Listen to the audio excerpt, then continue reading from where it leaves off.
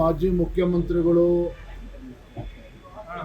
ಸಮಾಜದ ಹಿರಿಯ ಮುಖಂಡರು ಆಗಿರುವಂತಹ ಸಾಮಾನ್ಯ BS ಯಡಿಯೂರಪ್ಪ ಅವರು ಕರೆದಿರ್ತಕ್ಕಂಥ ಸಮಾಜದ ಮುಖಂಡರ ಒಂದು ವಿಶೇಷ ಸಭೆ. ಈ ಸಭೆಯಲ್ಲಿ ಸಾಮಾನ್ಯ BS ಯಡಿಯೂರಪ್ಪ ಅವರು, ಮಾಜಿ ಮುಖ್ಯಮಂತ್ರಿಗಳಾಗಿರುವಂತಹ ಜಗದೀಶ್ ಶೆಟ್ಟರ್ ಅವರು, ಬಸವರಾಜ ಬೊಮ್ಮಾಯಿ ಅವರು, ಕೇಂದ್ರದ ಸಚಿವರಾಗಿರುವಂತಹ ವಿ ಸೋಮಣ್ಣ ಅವರು, ಸಿದ್ದೇಶಣ್ಣ ಅವರು, ಅದೇ ರೀತಿ ಸಂಕೇಶ್ವರ ಅವರು ಆದಿಯಾಗಿ ಪ್ರಭಾಕರ್ ಕೋರೆ ಅವರು, ಸಮಾಜದ ಎಲ್ಲ ಹಿರಿಯರು ಇವತ್ತಿನ ಸಭೆಯಲ್ಲಿ ಭಾಗವಹಿಸಿ ಸಮಾಜದ ಹಿತದೃಷ್ಟಿಯಿಂದ ಅನೇಕ ವಿಚಾರಗಳನ್ನ ಇವತ್ತು ಚರ್ಚೆ ಮಾಡಿದ್ದೇವೆ. ಒಂದು ಅಂತಿಮ ನಿರ್ಣಯಕ್ಕೆ ಇವತ್ತು ನಾವು ಬಂದಿದ್ದೇವೆ. ಏನು ರಾಜ್ಯ ಸರ್ಕಾರ ನಡೆಸ್ತಾ ಇರ್ತಕ್ಕಂಥ ಜಾತಿ ಜನಗಣತಿ ಸಂವಿಧಾನದಲ್ಲಿ, ಕಾನೂನಿನಲ್ಲಿ ಅವಕಾಶ ಇಲ್ಲದೆ ಇದ್ರೂ ಸಹ ಇವತ್ತು ಸರ್ವೆ ನೆಪದಲ್ಲಿ ಇವತ್ತು ಕ್ಯಾಸ್ಟ್ ಸೆನ್ಸಸ್ ಅನ್ನು ಮಾಡೋದಕ್ಕೆ ಹೊರಟಿದ್ದಾರೆ ಸಿದ್ದರಾಮಯ್ಯ ಸರ್ಕಾರ. ಈ ನಿರ್ಧಾರದ ಹಿಂದೆ ಕುತಂತ್ರನೂ ಇದೆ, ಷಡ್ಯಂತ್ರವೂ ಇದೆ. ಯಾಕೆಂತ ಹೇಳಿದ್ರೆ ನೀವು ಆ ಕಾಲಂಗಳನ್ನು ನೋಡಿದ್ರೆ ಹಿಂದೂ ಇದೆ, ಇಸ್ಲಾಂ ಇದೆ, ಕ್ರಿಶ್ಚಿಯನ್ ಇದೆ, ಜೈನ್ ಇದೆ, ಸಿಖ್ ಇದೆ, ಬುದ್ಧಿಸ್ಟ್, ಪಾರ್ಸಿ, ನಾಸ್ತಿಕರು ಮತ್ತು ಇತರೆ ಅಂತಕ್ಕಂಥ ಕಾಲಮನ್ನು ಕೂಡ ಸೇರಿಸಿದ್ದಾರೆ. ಅದು ಕೂಡ ಕಾನೂನು ಬಾಹಿರವಾಗಿ ಇರುವಂಥದ್ದು. ಸಿದ್ದರಾಮಯ್ಯನವರ ಮನಸ್ಥಿತಿ ಏನಿದೆ, ರಾಜ್ಯದ ಮುಖ್ಯಮಂತ್ರಿಗಳಾಗಿ ಅದನ್ನ ಈ ಜಾತಿ ಜನಗಣತಿಯಲ್ಲಿ ಅದನ್ನ ಇಂಪ್ಲಿಮೆಂಟೇಷನ್ ಮಾಡೋದಕ್ಕೆ ಹೊರಟಿದ್ದಾರೆ. ಅರ್ಥಾತ್ ವೀರಶೈವ ಸಮಾಜವನ್ನು ಕೂಡ ಒಡೆಯುವಂತಹ ಒಂದು ಕುತಂತ್ರ, ಷಡ್ಯಂತ್ರ ಈ ಜಾತಿ ಜನಗಣತಿ ಹಿಂದೆ ಅಡಗಿರುವಂಥದ್ದು. ಮತ್ತೆ ಇದು ನಿನ್ನೆ ಮೊನ್ನೆ ಪ್ರಯತ್ನ ಅಲ್ಲ. ಸಿದ್ದರಾಮಯ್ಯನವರು ಹಿಂದೆ ಮುಖ್ಯಮಂತ್ರಿಗಳು ಆಗಿದ್ದಾಗೂ ಸಹ ವೀರಶೈವ ಲಿಂಗಾಯತ ಪ್ರತ್ಯೇಕ ಧರ್ಮ ಅಂತೇಳಿ ಅವತ್ತು ಕೂಡ ಸಮಾಜವನ್ನು ಒಡೆಯುವಂತ ದುಸ್ಸಾಹಸಕ್ಕೆ ಕೈ ಹಾಕಿದ್ರು. ಅವಾಗಲೂ ಕೂಡ ಕೈ ಸುಟ್ಕೊಂಡಿದ್ರು.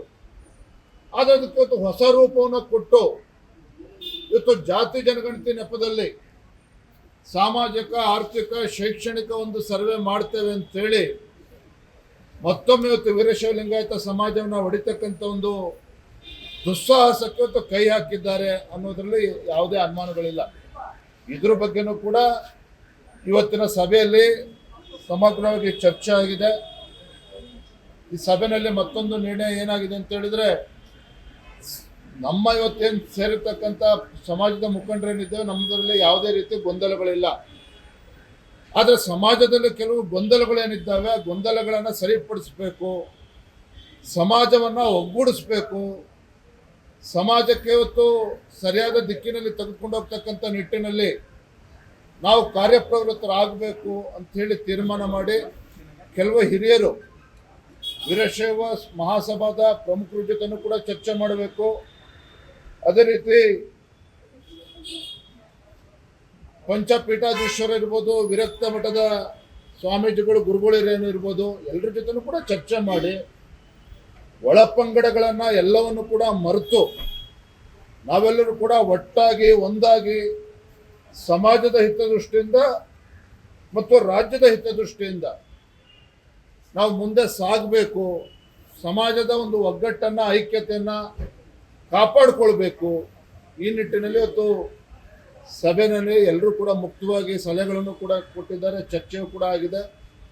ಆ ನಿಟ್ಟಿನಲ್ಲಿ ಈ ಚರ್ಚೆಯನ್ನು ಮುಂದೆ ತೆಗೆದುಕೊಂಡು ಹೋಗಬೇಕು. ಸಮಾಜದ ಬೇರೆ ಗಣ್ಯರ ಜೊತೆ ಕೂಡ ಚರ್ಚೆ ಮಾಡಿ ಮುಂದೆ ಹೋಗಬೇಕು, ಸಮಾಜವನ್ನು ಒಗ್ಗೂಡಿಸಬೇಕು ಅನ್ನೋ ನಿಟ್ಟಿನಲ್ಲಿ ಇವತ್ತು ಚರ್ಚೆಗಳು ಆಗಿದೆ, ಒಳ್ಳೆ ರೀತಿಯಲ್ಲಿ ಚರ್ಚೆಗಳು ಆಗಿದೆ. ಈಗ ಧರ್ಮದ ವಿಚಾರ ಬಂದಾಗ ಕಾಂಗ್ರೆಸ್ನ ಕೆಲ ನಾಯಕರು ಹೇಳ್ತಾ ಇದ್ದಾರೆ, ವೀರಶೈವ ಲಿಂಗಾಯತ ಒಂದು ಭಾಗ, ಇನ್ನೊಂದು ಲಿಂಗಾಯತ ಅನ್ನೋದು ಬೇರೆ ಭಾಗ, ಅಂದ್ರೆ ಪ್ರತ್ಯೇಕ ಧರ್ಮವನ್ನ ಮಾಡೋದ್ರ ಬಗ್ಗೆ ಒಂದು ಚರ್ಚೆ ಕಾಲಂ ಕೂಡ ಇದೆ.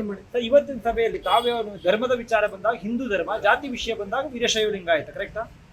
ಧರ್ಮ, ಜಾತಿ, ಉಪಜಾತಿ ಈ ವಿಚಾರದಲ್ಲಿ ನಮ್ಮ ನಿರ್ಧಾರ ಏನಿರಬೇಕು ಅನ್ನೋದ್ರ ಬಗ್ಗೆ ಇವತ್ತಿನ ಸಭೆಯಲ್ಲಿ ಎಲ್ಲರದ್ದು ಕೂಡ ಒಮ್ಮತದ ನಿರ್ಧಾರವನ್ನು ನಾವು ತೆಗೆದುಕೊಂಡಿದ್ದೇವೆ. ನಮ್ಮ ಒಮ್ಮತದ ನಿರ್ಧಾರ ಅದು ದೇಶದ ಹಿತದೃಷ್ಟಿಯಿಂದ ಇರ್ತದೆ, ರಾಜ್ಯದ ಹಿತದೃಷ್ಟಿಯಿಂದ ಇರ್ತದೆ ಮತ್ತು ಸಮಾಜದ ಹಿತದೃಷ್ಟಿಯಿಂದಲೂ ಕೂಡ ಇರ್ತದೆ. ಹಾಗಾಗಿ ನಮ್ಮ ಒಕ್ಕೊರಳಿನ ತೀರ್ಮಾನ ಇವತ್ತೇನು ಆಗಿದೆ ನಮ್ಮ ಈ ಸಭೆಯಲ್ಲಿ, ಅದನ್ನ ಸಮಾಜದ ಗಣ್ಯರ ಜೊತೆ ಚರ್ಚೆ ಮಾಡಬೇಕು, ವಿವಿಧ ಮಠಾಧೀಶರ ಜೊತೆಲೂ ಕೂಡ ಚರ್ಚೆ ಮಾಡಬೇಕು. ಒಟ್ಟಾರೆಯಾಗಿ ನಮ್ಮ ಸಮಾಜದ ಒಗ್ಗಟ್ಟನ್ನು ನಾವು ಕಾಪಾಡ್ಕೊಂಡು ಹೋಗಬೇಕು.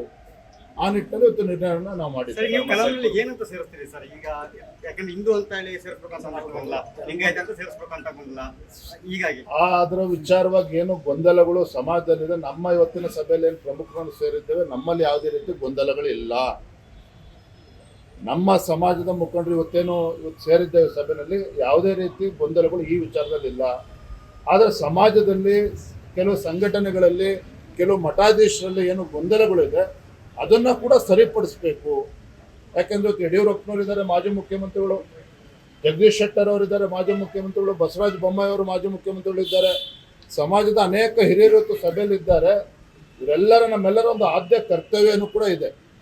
ಸಮಾಜದಲ್ಲಿ ಒಂದು ಒಗ್ಗಟ್ಟನ್ನು ಮೂಡಿಸ್ಬೇಕು, ಒಂದು ಸರಿದಾರಿಯಲ್ಲಿ ತೆಗೆದುಕೊಂಡು ಹೋಗ್ತಕ್ಕಂಥ ಕೆಲಸ ಈ ಪ್ರಮುಖರಾದಿಯಾಗಿ ಎಲ್ಲರೂ ಕೂಡ ಮಾಡಬೇಕು. ಹಾಗಾಗಿ ನಮ್ಮೆಲ್ಲರ ಜವಾಬ್ದಾರಿ ಹೆಚ್ಚಿದೆ. ಆ ನಿಟ್ಟಿನಲ್ಲಿ ಇವತ್ತು ಸಭೆಯನ್ನು ಸೇರಿದೆ. ವೀರಶೈವ ಲಿಂಗಾಯತ ಮಹಾಸಭಾದ ಆ ಒಂದು ಕರೆಯನ್ನು ಒಪ್ತಿರುತ್ತಾವೆ. ವೀರಶೈವ ಧರ್ಮದಲ್ಲಿ ವೀರಶೈವ ಲಿಂಗಾಯತನ ಮೆನ್ಷನ್ ಮಾಡಿ ಅಂತ ಕರೆ ಕೊಟ್ಟಿದ್ದಾರೆ ಸಮಾಜ, ಅದು ಒಪ್ತಿರೋ. ನಾನೇನು ಹೇಳಿದ್ದೇನೆ, ಇವತ್ತಿನ ಸಭೆಯಲ್ಲಿ ಇವೆಲ್ಲ ವಿಚಾರಗಳು ಕೂಡ ಸಮಗ್ರವಾಗಿ ಚರ್ಚೆ ಆಗಿದೆ. ದೇಶದ ಐಕ್ಯತೆ, ದೇಶದ ಅಖಂಡತೆ, ಸಮಾಜದ ಒಗ್ಗಟ್ಟು, ನಾಡಿನ ಹಿತ ಎಲ್ಲವನ್ನು ಗಣನೆಗೆ ತೆಗೆದುಕೊಂಡು ನಾವು ಕೆಲವು ನಿರ್ಣಯವನ್ನು ಮಾಡಿದ್ದೇವೆ. ಸಮಾಜನ ಒಡೆಯೋದಕ್ಕೆ ಯಾವುದೇ ಕಾರಣಕ್ಕೂ ನಾವು ಅವಕಾಶವನ್ನು ಕೊಡೋದಿಲ್ಲ. ಆ ನಿಟ್ಟಿನಲ್ಲಿ ವೀರಶೈವ ಮಹಾಸಭೆ ಇರ್ಬೋದು, ಎಲ್ಲ ಮಠಾಧೀಶರ ಜೊತೆ ಚರ್ಚೆ ಮಾಡಿ ಒಗ್ಗಟ್ಟಿನಿಂದ ಹೋಗೋದು ನಿರ್ಣಯ ಮಾಡಿದ್ದೇವೆ.